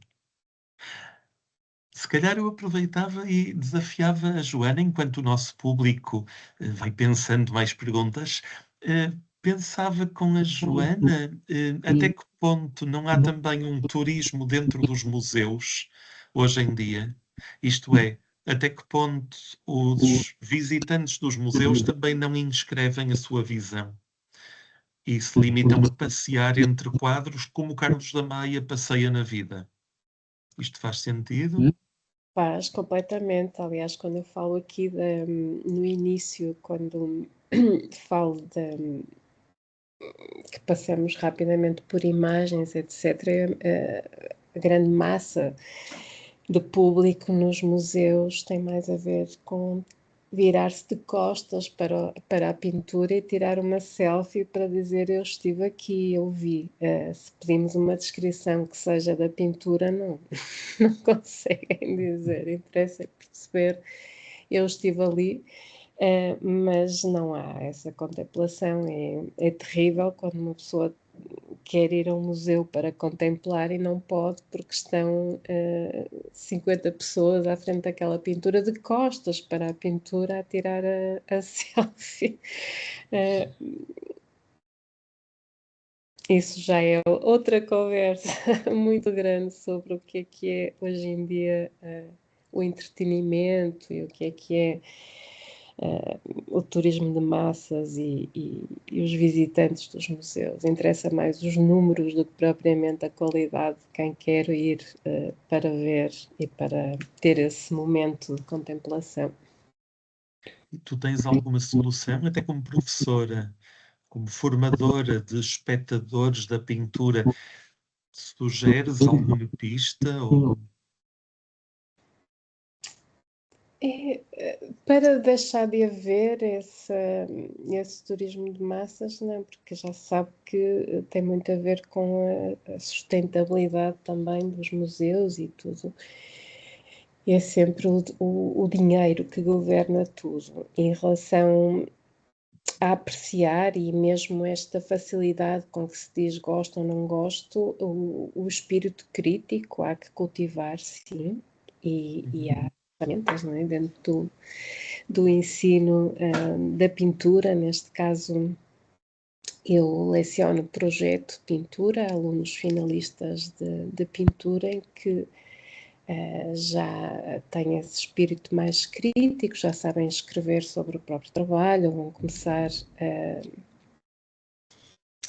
a pensar e a conseguir de alguma maneira defender e explicar o seu trabalho. Por isso, criar e cultivar o espírito crítico tem que pensar naquilo que vem e ler muito e ver muita coisa. Se calhar tentar, pelo menos as pessoas que se interessam por arte e não só para colocarem nas redes sociais que tiveram em Serralves ou no Louvre, ou seja, onde for, perceber porque é que vão ao museu, pagam um bilhete, pagam uma entrada para ter este tal momento, para de alguma maneira podemos escapar um bocadinho esta velocidade do mundo. Abrandar. Abrandar. É algo muito difícil de aprendermos. Há aquela imagem que circula muito nas redes de vários adolescentes, suponho que no Rijksmuseum, em frente à Ronda da Noite, acho que estou a dizer bem, e estão todos dobrados sobre os telemóveis, de costas viradas, nem estão a fazer a selfie, estão a ver o feed de notícias, ignorando completamente o Rembrandt que tem ali atrás. Pronto, não vou tirar a primeira pedra. Se calhar eu também já me distraí a olhar para um ecrã, mas que faz alguma confusão, se calhar faz. A proibição de dispositivos nos museus poderia ser um passo, mas há muitos museus que já incentivam o facto de termos o próprio telemóvel para seguir um roteiro, por isso é muito difícil diferenciar quem está a usar o telemóvel por essa razão ou está apenas viciado no telemóvel e não está a fazer o que deveria estar a fazer numa sala de museu. Sim, vá, nunca pior. Apesar de tudo, há essa esperança, essa salvação. Mudando outra vez de assunto, ou não, Rita, tenho também uma pergunta na manga que tem a ver com isto. Não sei bem se a sei formular. Quando um Miguel Torga, por exemplo, escreve um livro chamado Bichos, lemos o livro, o resto é notável, mas compreendemos que não há bichos ali, há apenas o ser humano. E, portanto, aquele cão, aquele galo, etc., o próprio corvo final, são apenas representações de seres humanos e o animal da fábula está ali para ser substituído por um outro tipo de referente. E no caso de uma Elizabeth Marques, é muito curioso. Não, aqueles animais são mesmo aqueles animais. Aquele sapo é mesmo um sapo. Podemos esforçar-nos por tentar uma leitura alegórica e substituir isto significa aquilo, mas sinceramente acho que não é muito interessante. A minha pergunta é, primeiro, se concorda com isto e depois se vamos começar a encontrar mais e mais livros assim, Precisamente num mundo em que os animais estão a desaparecer.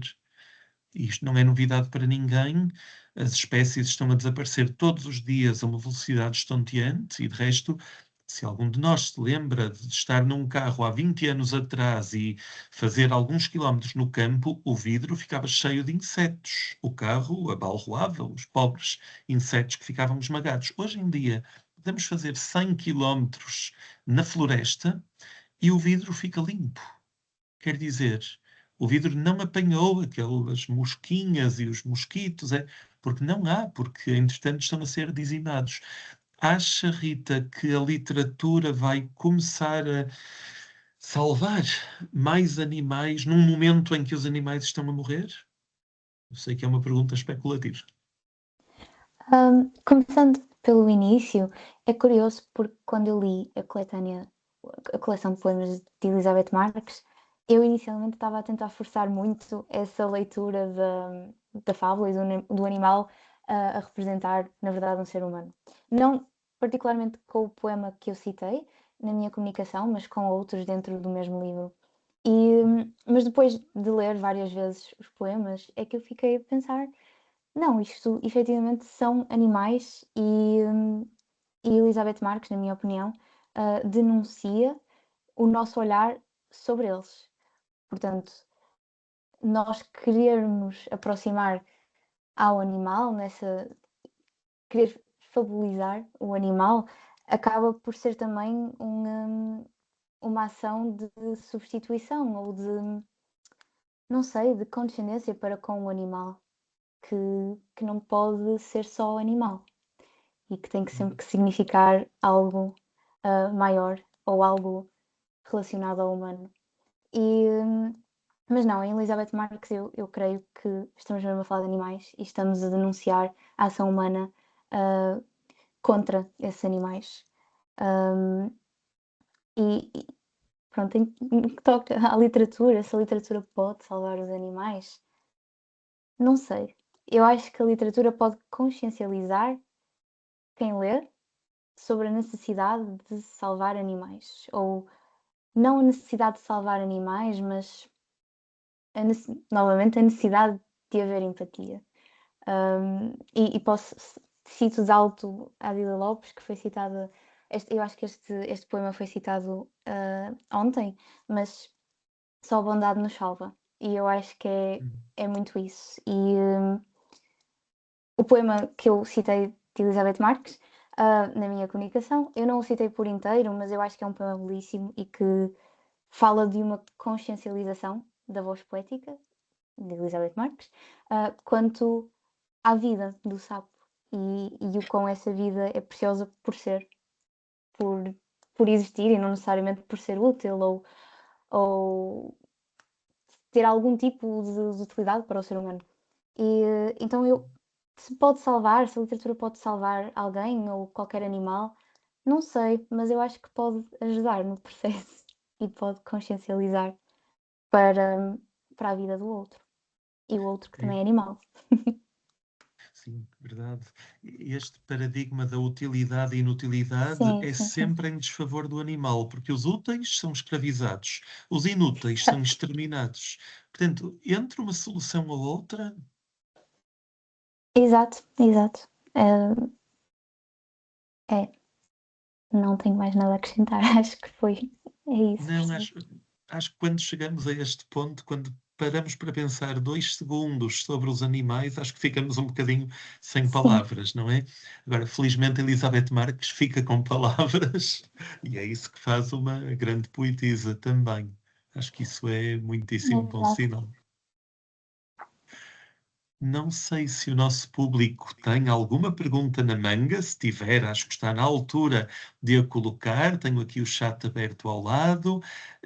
Temos Maria de Fátima Outeirinho, que diz que tem de sair, já saiu, suponho, mas agradece muito aos 3 pelas partilhas e cito-a, tornaram o nosso fim de dia bem melhor.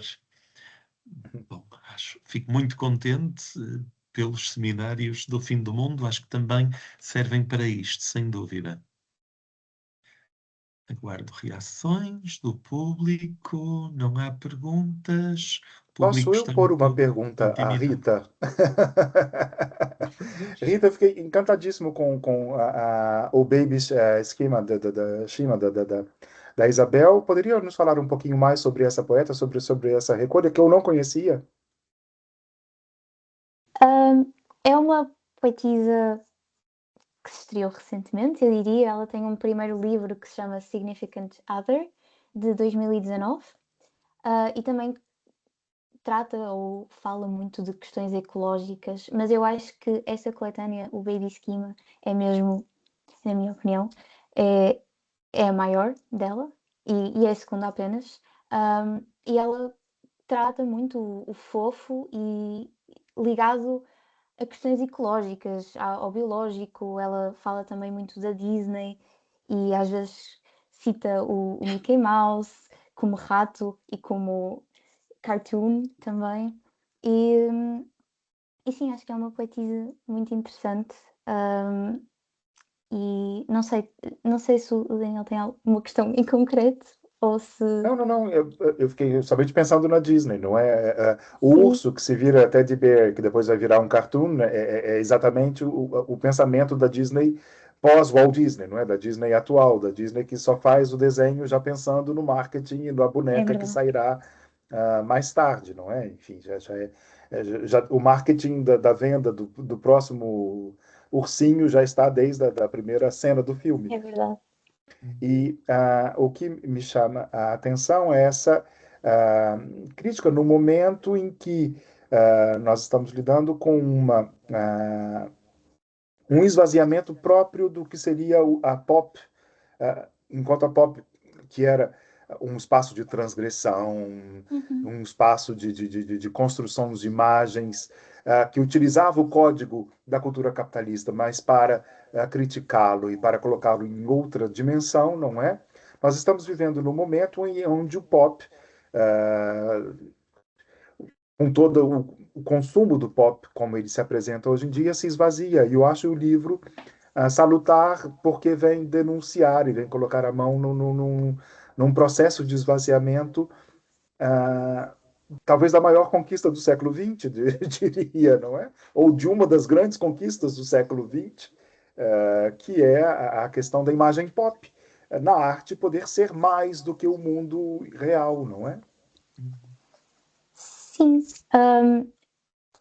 Eu acho que Isabel Gallimore, e há outro poema que se chama, salvo erro, Disney World, e é um poema mais longo, em que ela vai vagueando pela Disney World enquanto sítio, e perde-se lá, e vai tomando nota de várias pessoas que encontram e pessoas mascaradas, inclusive de cartoons da Disney, e denuncia muito um presente absolutamente estetizado e vazio nesse sentido, porque não tem substância. É um presente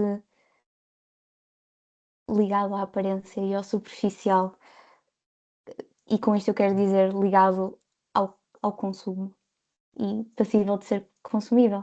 E sim, acho que é um dos problemas que enfrentamos hoje em dia, um dos maiores, na apreensão de arte, no geral, também. E lembro-me aqui do ato de ir ao museu e de ficar só a tirar fotos ou só no Instagram e dizer que viu. Também passa um bocadinho por aí, porque é um consumir arte para dizer que se consumiu arte. É um consumir arte para a estética e para o olhar do outro e não para o olhar, para o nosso olhar, para o nosso prazer. Espero. A este nível, isto dialoga muito com o que a Joana dizia Sim, sobre a exatamente. utilidade ou não utilidade da arte e também a ideia de a arte ser e a literatura ser tretas, não é? Letras são tretas, como se diz, e de repente, pelo contrário, a Joana propõe uma. Eu até apontei o poder da pausa e a arte como lugar de pausa, como o único lugar que nos resta para parar um bocadinho. Não há mais nenhum, não é? Se calhar tem a ver com isto. Já agora, e porque estou a olhar para a Joana, e estamos a falar também de pintura, e cartoons por um lado e pintura por outro, e às vezes há má pintura e há bons cartoons, mas normalmente é complicado. Bem, lembro-me daquele poema da Wisława Szymborska. Meu polaco é inexistente, portanto não asseguro esta dicção. Um poema chamado Vermeer. Eu não sei de cor, e muito menos em polaco, claro está, mas o poema fala sobre o fim do mundo e diz qualquer coisa, que vou parafrasear muito mal. Enquanto aquela mulher, aquela leiteira, não acabar de verter o leite da, da vasilha para a malga, enquanto ela não acabar de verter aquele leite, o mundo não merece o fim do mundo. É um poema feito de palavras, só tem palavras do início ao fim, mas aponta para o quadro de Vermeer e termina com esta ideia de um merecer ou não merecer. O mundo não merece, enquanto houver Vermeer, enquanto houver imagem, o mundo não merece o fim do mundo. O mundo merece ser salvo. E acho que isto dialoga também muito com o que temos visto aqui, não é? Joana, não sei. Sim, tem Diz. muito a ver com a possibilidade de captar o momento, porque a pintura também tem tudo a ver com o tempo, né? E o facto da imagem acabar por estar estática e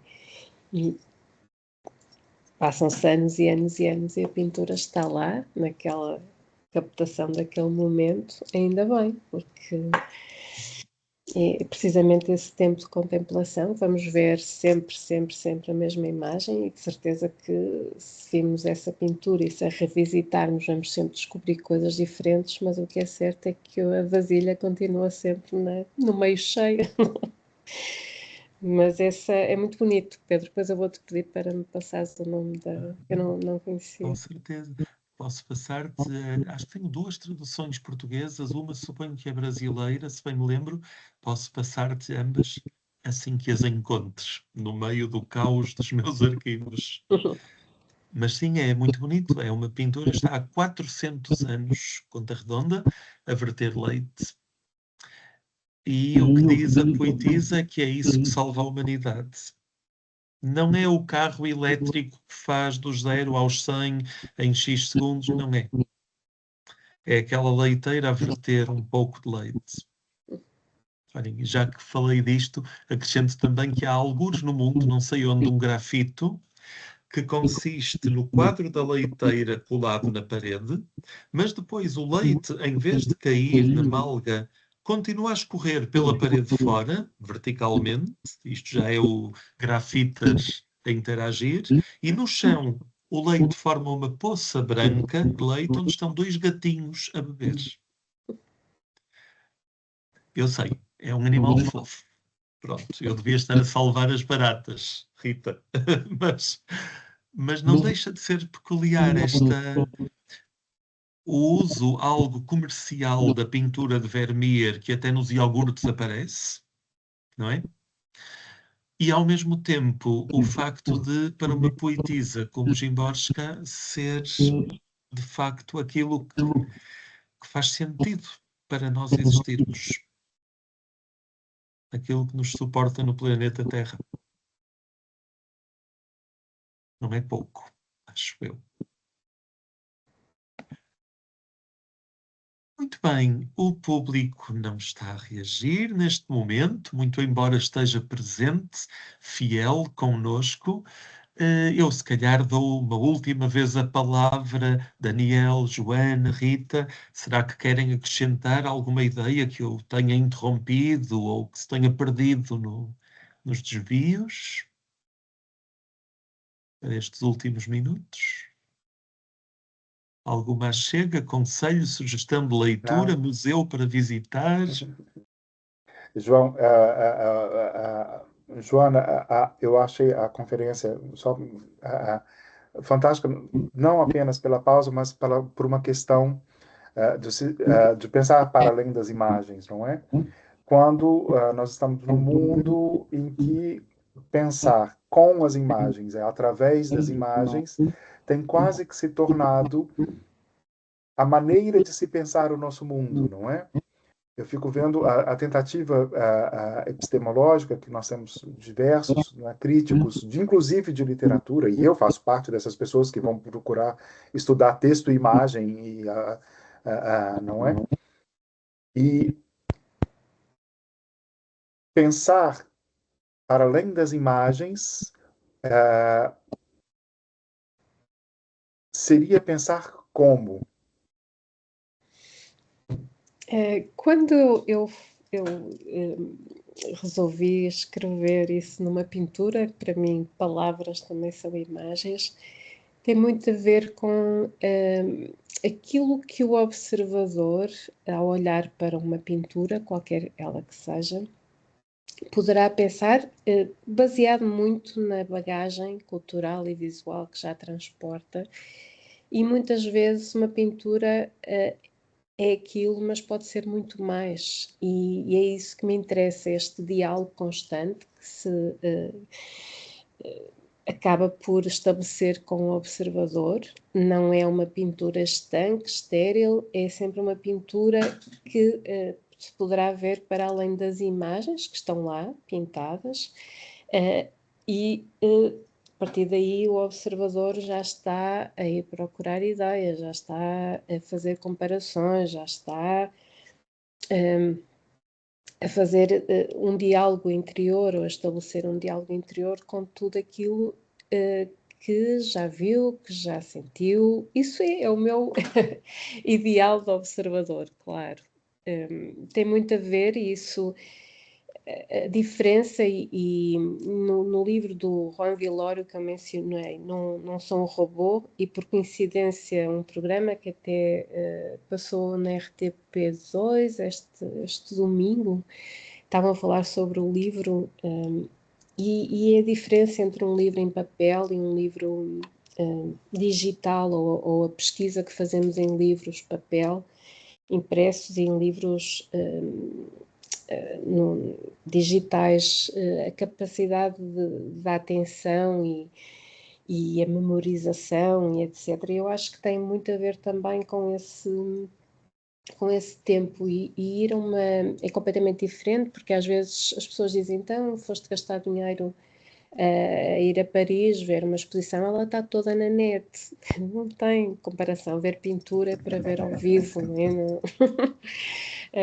Por isso eu acho que tem muito a ver com essa questão do poder ver para além das imagens, é isso, é estabelecer esse diálogo do que a pintura nos poderá dizer, é nessa viagem que o observador poderá fazer, mas para isso é preciso tempo, é preciso disponibilidade para estar em frente a uma pintura, porque eu gosto muito de, às vezes, estar num museu sentada e observar o comportamento dos transeuntes, dos observadores, e há pessoas que se sentam, ficam um imenso tempo, mas também há pessoas que veem a pintura, uma sala inteira, em segundos, e é muito estranho. Mas serão as suas razões. Dá que pensar. Sim, sim. Obrigado, Helena. Rita, algum último comentário, algo que tenha ficado pelo caminho?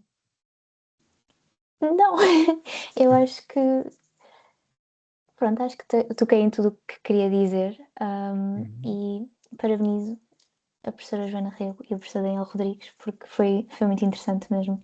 Obrigada. Obrigada, Rita. Eu tenho só este pequeno pormenor. Isabel Gallimore está traduzida? Ou vai ser traduzida? Eu penso que não, professor. Eu li em inglês, no original. É uma obra muito recente, ela também não tem muita atenção internacional, eu diria. Então, por enquanto, não está traduzida, mas eu faço uma breve pesquisa. Sim. É que senão fica o desafio. É assim, um Sim. seminário provoca uma tradução, a tradução provoca, enfim, umas cerejas, não é? É verdade, o livro dela está à venda na FNAC, mas em inglês, precisamente, portanto, não em português. Não sei se houver tradução em português, será em português do Brasil, mas também duvido que exista, professor. Não consigo encontrar. O livro era de 2024, se eu vi bem, não é, Rita? Exatamente. É muito recente também. Sim, sim. Bem, fica a sugestão. Acho que ficamos com vontade de conhecer melhor e se calhar em português também. Eu acredito que vale muito a pena a poesia dela. Já ficamos aqui com TPC. Aliás, acho que estes seminários nos deixam com um TPC colossal. Nem mais nem menos do que salvar o mundo, basicamente. Mas, vá. O leite continua a verter devagarinho desde há 400 anos. Nunca piores. Nunca piores. Muito bem. Meus caríssimos Daniel, Joana, Rita, muito obrigado por esta participação neste seminário, pelos vossos textos, pelos PowerPoints notáveis também e pelo debate. Foi excelente ouvir-vos. Ontem eu não disse, mas toda a gente sabe que um dia destes bato à porta de todos os participantes para pedir os textos para publicação. Portanto, um dia destes chegará um e-mail com o meu pedido e, como tal, até mesmo quem não pôde assistir hoje poderá mais adiante ler os textos nos libretos Materiais para a Salvação do Mundo, editados também pelo Instituto de Literatura Comparada. Mas neste momento quero sobretudo agradecer-vos muitíssimo, anuncio, e claro, ao público presente que continua connosco, anuncio também que amanhã teremos a sessão número 3, com, para não dizer mal, está aqui, com Maria de Lourdes Sampaio, Paulo Salles e Ariana Sanches. Portanto, continua o debate sempre. Muito obrigado, boa tarde, bom dia a todos. Peço desculpa, tenho uma última pergunta, afinal, por Marta. Boa noite a todos. Não é uma pergunta, mas queria só elogiar a originalidade de pegar na questão do fofo e pensar na salvação do mundo. Seria um conceito que à partida podia ser ignorado ou menosprezado, mas que no fundo, como vimos com a Rita, que expôs a questão de forma muito completa, é de facto um conceito que pode ser usado para colocar em questão muitos problemas atuais. E aqui temos a confirmação, por parte de um elemento do público, de que, de facto, há aqui algo de muito importante a ser pensado, sem dúvida. E a Rita fez um ótimo trabalho neste pensamento. Muito obrigada. Muitíssimo obrigado, Pedro. Muitíssimo obrigado, Joana e Rita, pelas comunicações. Foi fantástico. Muito obrigada também a vocês. Gostei imenso de estar presente e de poder ouvir-vos. Fantástico. Fico muito contente também por estabelecer estes laços. Muito bem. Obrigado a todos e todas. Vemo-nos amanhã. Continuamos a pensar. Boa noite.